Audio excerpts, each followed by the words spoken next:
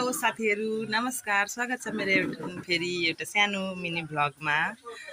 म चाहिँ आज पुलाउ पकाउन गइरहेको छु साथीहरू। अनि यहाँ म चाहिँ पुलाउ पकाउनका लागि यहाँ तेजपत्ता अनि यो लङ सुकमेल, म चाहिँ सिम्पल सादा पुलाउ बनाएर दिएको नि त साथीहरू।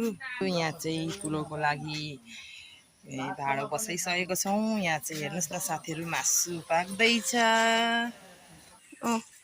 मैले चाहिँ पुलाउको लागि चामल रेडी गरिसकेको छु साथीहरू। हेर्नुहोस् है त, स्टप गर्नु होला।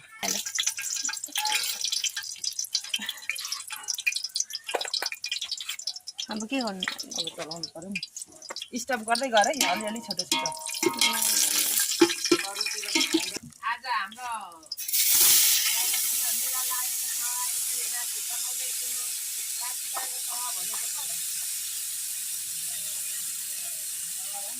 यो भाँडो त त्यो पो भएछ त हौ। के भएछ? एकतिर डढेछ।